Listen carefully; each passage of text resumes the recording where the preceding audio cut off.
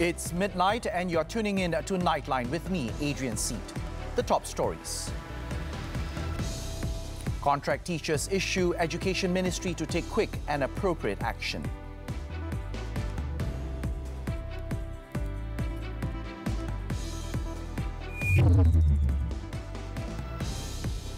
And Bukit Bintang shooting incident, police tracking 2 suspects.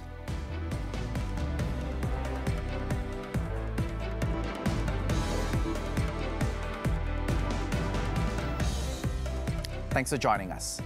Yang di-Pertuan Agong Al-Sultan Abdullah Riyatuddin Al-Mustafa Billah Shah and Raja Permaisuri Agong Tunku Haja Aziza Amina Maimuna Iskandaria.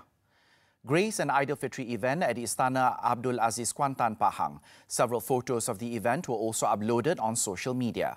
According to a post on the Istana Negara's Facebook page, also present were Pahang Regent Tengku Hassanal Ibrahim Alam Shah, Tengku Arif Bendahara, Tengku Muhammad Iskandar Riyatuddin Shah, and other members of the Pahang royal family. Both the King and Queen spent time mingling with over 400 guests at the event. Pahang Menteri Besar Datuk Sri Wan Rosdi Wan Ismail and Pahang State Secretary Datuk Sri Salihuddin Ishak were also present.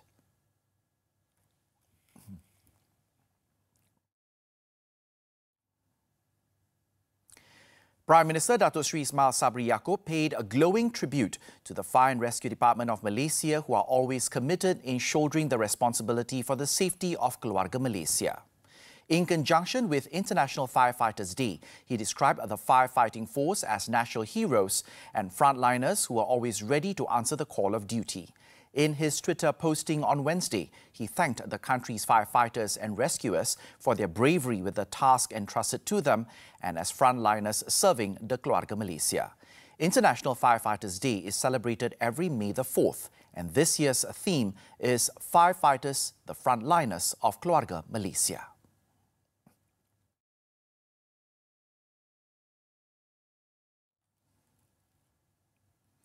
Dato Dr. Razzie Jidin wanted the issue of teachers' appointment in June 2020 on a contract of service, COS basis, whose contracts are expiring this June to be given attention and resolved immediately. The Senior Education Minister said the matter related to the teachers' concern about the expiring COS contract was raised in the comments section on his social media accounts recently and drew his attention. Dato Dr. Razzie said his Ministry and Education Service Commission, SPP, are taking appropriate action in accordance with the existing rules and procedures. In his Facebook posting on Wednesday, he said an announcement on the matter would be made once the process was completed. He stressed that his ministry was concerned about the issues raised by the community about education and was committed to doing the best for the well-being of the education of the country's future generation. A total of 28 deaths were recorded from road accidents on the first day of Aidilfitri, with 19 of them involving motorcyclists and pillion riders. Deputy Inspector General of Police Dato Razaruddin Hussein said 6 more deaths had involved car drivers and passengers, in addition to 2 pedestrians and 1 jeep driver. Dato Razaruddin said overall 76 deaths were recorded since the operation was launched, with Selangor having the highest at 10 deaths, followed by Pahang with 9 deaths and Kelantan with 8 deaths. He said a total of 29 deaths occurred on federal roads, 21 cases recorded on state roads, 9 cases on town roads, 7 cases on highways and 10 on other roads. Dato Razaruddin added 6,932 road accidents were recorded during Ops Selamat 18 until Tuesday, with 1,650 cases in Selangor, followed by Johor, Kuala Lumpur, Perak and Pulau Pinang. Town roads recorded the highest number at 2,925 cases, followed by federal roads with 1,401 and state roads 1,307. 211,235 summons were issued for various traffic offences, with 81,753 for speeding. Malaysia reported 922 new COVID-19 infections on Tuesday, the first time the country recorded a 3-digit daily toll since March 29, 2021. Data on the Health Ministry's COVID Now website showed that of the new cases, only one was imported. 9 people succumbed to the virus on Tuesday, of which 5 were identified as brought-in dead cases. A total of 4,451,781 people in Malaysia were infected with COVID-19 since the pandemic began 2 years ago. Active cases also further reduced to 31,883 after 5,520 people recovered on Tuesday. Currently, more than 30,000 of the COVID-19 cases are under home quarantine, 929 treated at hospitals, 14 receiving treatment at COVID-19 quarantine and treatment centres. A total of 69 patients are warded at the intensive care units, ICU.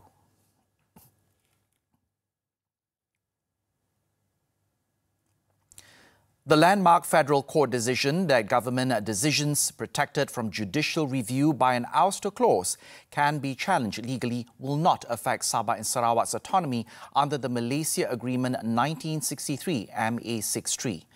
Minister in the Prime Minister's Department for Parliament and Law, Datuk Sri Wan Junaidi Tuanku Jaafar, who said this, also noted that it has nothing to do with MA63. Datuk Sri Wan Junaidi pointed out that the target is not the autonomy of Sarawak and Sabah, but the executive's decisions which cannot be challenged in court. He said the Apex Court ruled on April 25th that ouster clauses which prevents decisions by the executive from being challenged in court were unconstitutional in allowing a habeas corpus appeal by a man detained under the Prevention of Crime Act, POCA, for alleged involvement in organised crime. He said the ouster clause is a clause in law that sets aside the court's power to review certain decisions by the executive. Datuk Sri Wan Junaidi noted that the federal court has now ruled that these decisions can be challenged in court. He added he would meet the Attorney General on May the 9th to discuss the federal court's decision, as it had wide-ranging implications.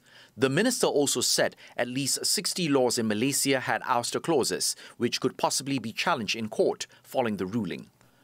This would mean that the executive has no absolute power in these matters. Citing an example, if the Sarawak state government decides not to allow certain persons from Peninsular Malaysia to enter Sarawak, and that person can challenge the decision in court, then the state government's power in this matter is no longer absolute.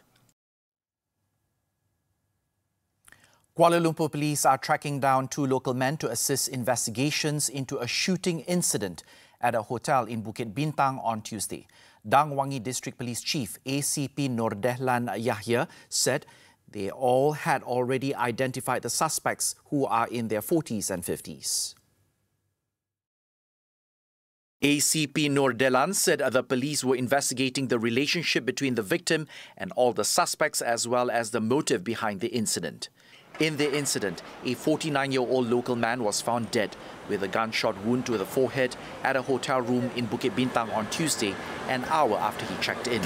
The victim was discovered by a hotel employee who gained entry to the room and then called the police at about 7 p.m. The case was being investigated under the Penal Code for murder. Meanwhile, Kuala Lumpur Criminal Investigation Department Chief SAC Habibi Manjinji said police are still identifying the cause of the accident. He said initial investigations carried out at the location found that the incident took place after the victim checked into the hotel with another friend. Mereka datang dari Johor, kita percayai mereka datang dari Johor tadi petang dan check-in dalam pukul 6 tadi petang. Jadi tujuan orang menginap ni masih dalam siasatan pihak polis lagi lah. Masih dalam siasatan. Kita nampak cuma ada satu kesan di bahagian dahi lah. Jadi nanti hasil postmortem baru kita akan maklumkan kemudian.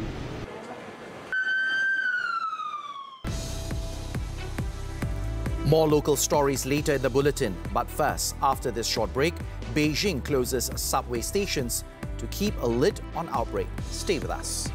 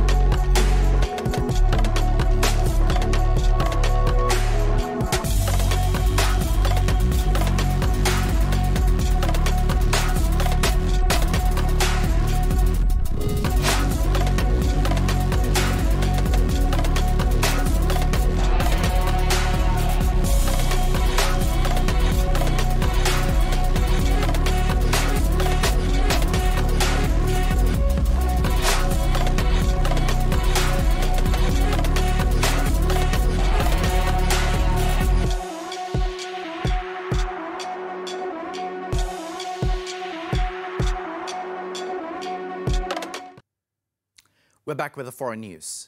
The Chinese capital, Beijing, shut dozens of metro stations and bus routes on Wednesday in its campaign to stop the spread of COVID-19 and avoid the fate of Shanghai, where millions of residents have been under strict lockdown for more than a month.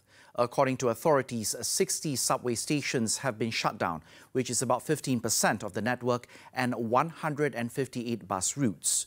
Most of the suspended stations and routes are in the Chaoyang district, the epicenter of Beijing's outbreak, where the entrances and exits of stations will be closed, but transfers can be done within the stations.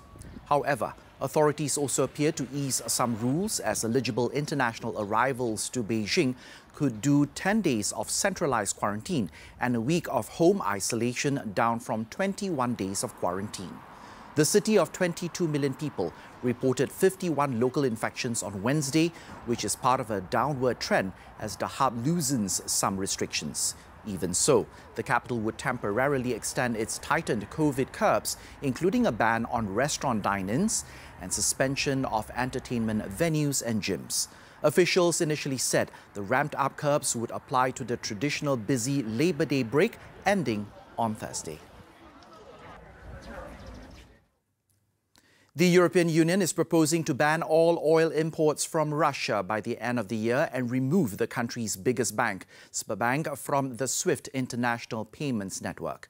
European Commission President Ursula von der Leyen said Wednesday the measures would form part of a sixth round of sanctions against Russia over its invasion of Ukraine.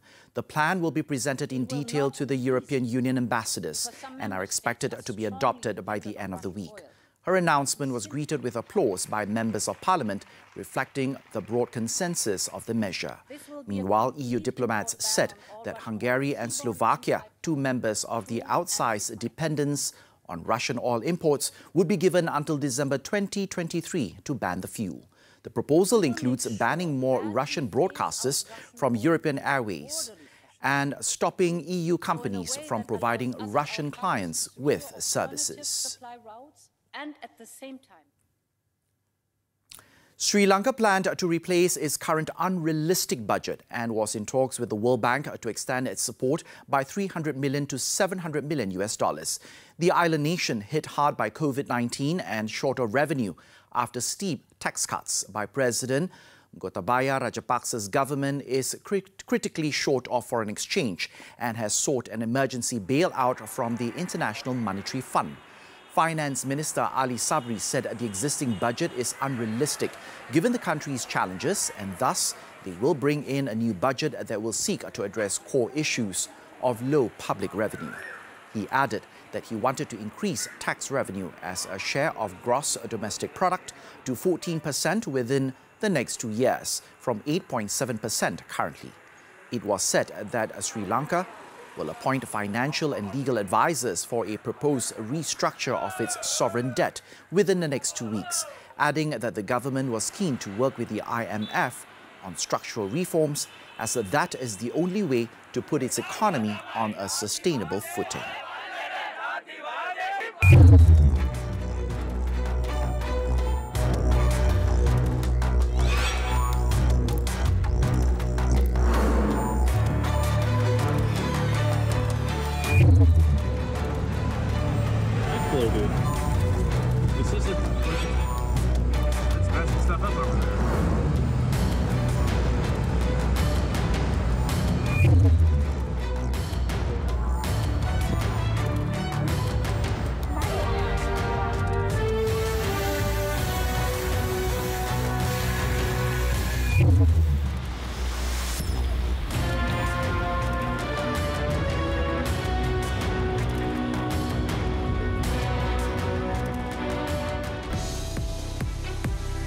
Coming up next, Villarreal bow out to a better team, says Albiol.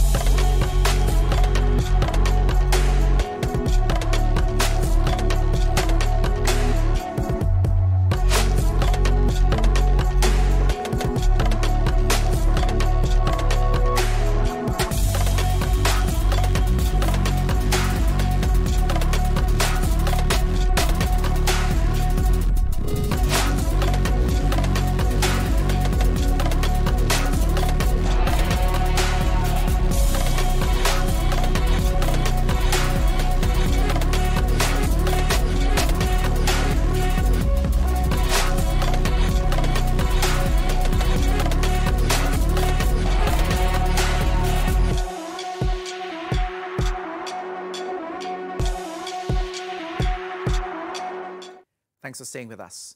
Datuk Sri Ismail Sabri Yaakob received a visit from the country's badminton legend, Datuk Lee Chong Wei, in conjunction with the Aidilfitri celebration after a 2-year lapse due to the COVID-19 pandemic. During the meeting, the Prime Minister expressed his appreciation to Datuk Lee for elevating the country's name in the international arena.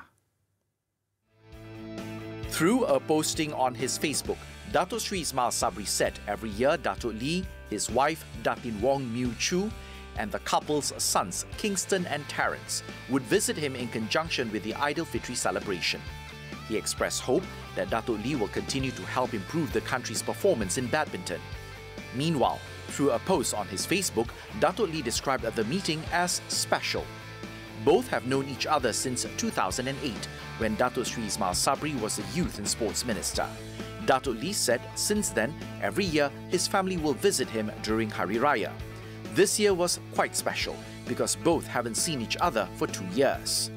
Datuk Lee also shared his views and knowledge on the country's badminton development with the Prime Minister's wife, Datin Sri Muhaini Zainal Abidin, who is also the patron of the sport in Malaysia.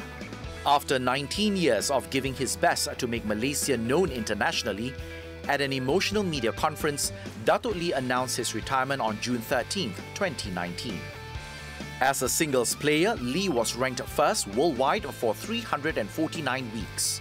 The triple silver medalist at the Olympics, he is the only Malaysian shuttler who has held the #1 ranking for more than a year. Turning to football, the UEFA Champions League. Villarreal defender Raul Albiol commented that the physical factor was key as he saw his team bow to Jurgen Klopp's men 2-3 in the second leg of their semi-final clash on Wednesday. He said Liverpool conserved their strength better and pushed harder in the second half, while his team was already tired. Como tú has dicho, no había parte, pero no hemos sido capaces, ¿no? de aguantar ese ritmo al inicio de la segunda y bueno, también en la primera ocasión que han tenido prácticamente han conseguido el gol y bueno, creo que ahí nos ha hecho mucho daño y es una pena, ¿no? Es una pena porque creo que solo queremos la final por la afición, por el club, se lo merece y bueno, pues toca seguir y pensar en un futuro en que se podrá volver a vivir, ¿no? Noches como esta. Villarreal looked on their way to another stunning upset after opening a 2-goal lead in the first half to offset their 2-0 first leg loss in England. But the modest Spanish club could not keep up and Liverpool came from behind to advance 5-2 on aggregate. After goals from Buletin and Francis Cuquelin for Villarreal, Fabinho substitute Luis Diaz and Sadio Mane scored in the second half to propel Liverpool into the final for the first time since winning their 6th European title in 2019. Moving on to basketball, the NBA. Morant scored 47 points to match his post-season high as he carried the Memphis Grizzlies into a tie in the Western Conference semifinals with a 106-101 victory over the Golden State Warriors. Morant scored the last 15 points for Memphis starting with 4 minutes left. He drove and turned around a defender before hitting a 7-foot jumper with about 1 minute left to put Memphis ahead to stay at 100-99. He added 4 free throws and a 9-footer, finishing with 18 in the fourth quarter. The NBA's most improved player, who also had 47 in Game 2 against Utah last year, became only the 3rd player in league history to have multiple 45-point games in the postseason before turning 23. The youngest team to reach the semi-final round in the last 25 years will now head to San Francisco for Game 3 on Saturday night, knowing the series will return to Memphis for Game 5.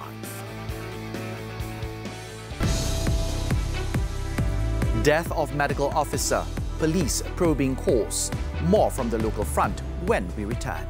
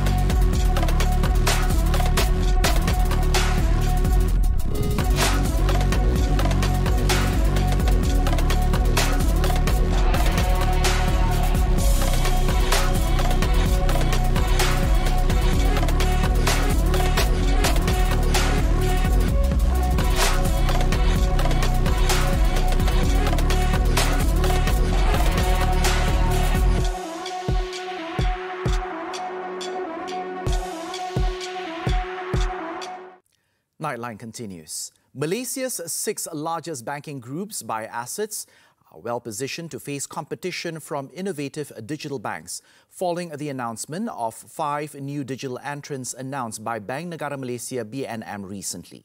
The 6 banking groups are Malayan Bank Berhad, CIMB Bank Berhad, Public Bank Berhad, RHB Bank Berhad, Hong Leong Bank Berhad, and AMMB Holdings Berhad, the holding company for AmBank Malaysia Berhad. In a statement on Tuesday, Moody's Investors Service said the new entrants would increase deposit competition in the consumer and small business segments. However, it said the 6 largest banks will be able to fend off the competition due to their entrenched franchises and ongoing digital enhancements that will increase customer stickiness.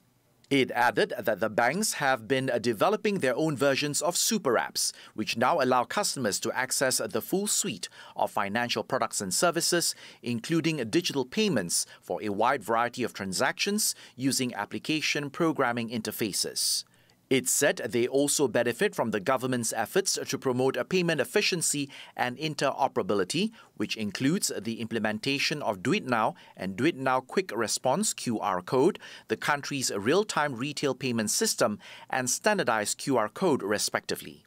In addition, according to Moody's, the entry of digital banks will not materially affect the market shares of the largest incumbents over the next 4 to 7 years because these digital banks will remain small.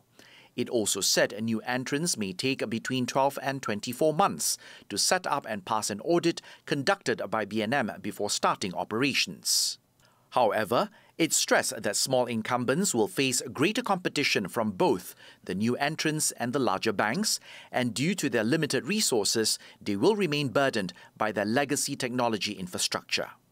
It added that Malaysia now joins other Southeast Asian countries, including Singapore, the Philippines, and Indonesia, that have introduced digital banks into their banking systems.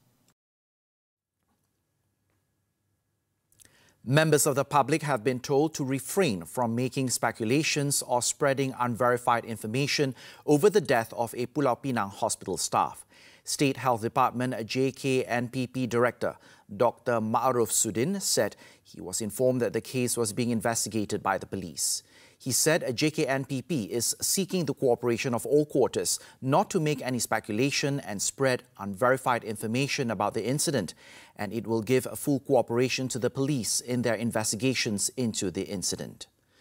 Dr. Ma'aruf added the full report would be submitted to the police to assist in their investigations.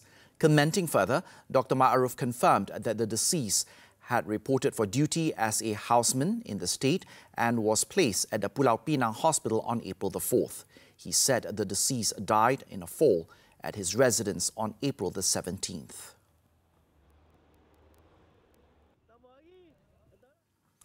In Pontian, Johor, the number of Kampung Sri Gamput flood victims seeking shelter at a temporary relief centre has gone up to 19 on Wednesday.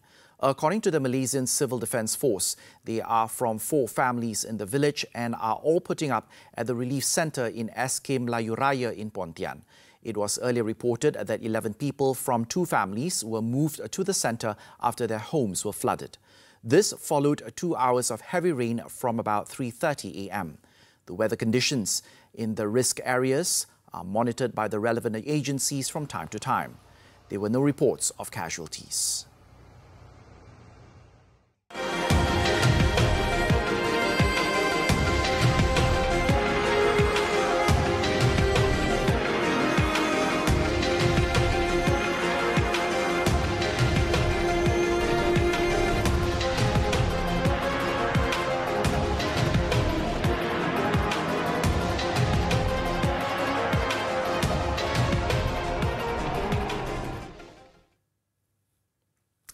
As Nightline draws to a close this time around, we leave you with visuals of wind whips snow across the exposed peaks of Colorado's Rocky Mountains near Denver.